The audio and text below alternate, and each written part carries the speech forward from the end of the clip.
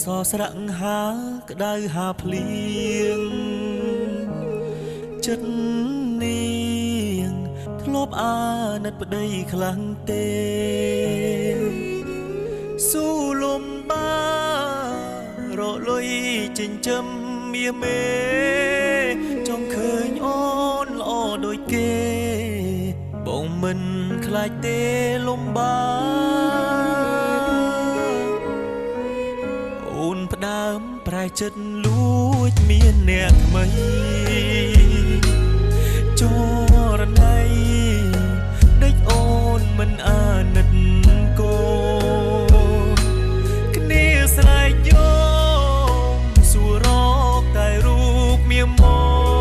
កត្រឡប់មកវិញមកអូនកូនយើងនេះត្រូវការម៉ែមកដូចបងមិនមានអ្វីល្អដូចគេតែមិនខ្លាចទេតស៊ូ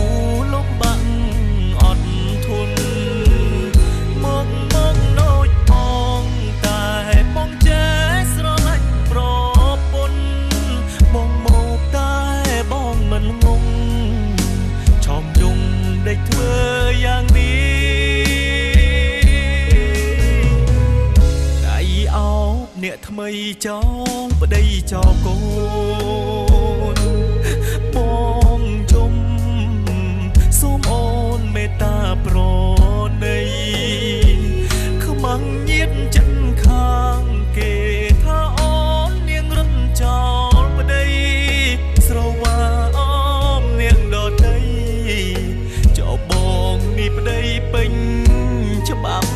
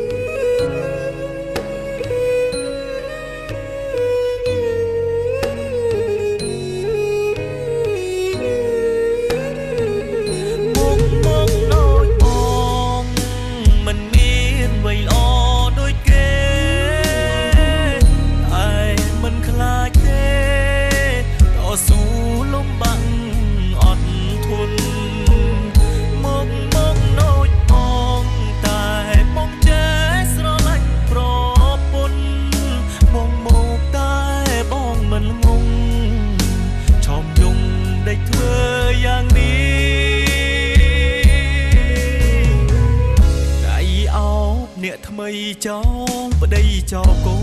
ន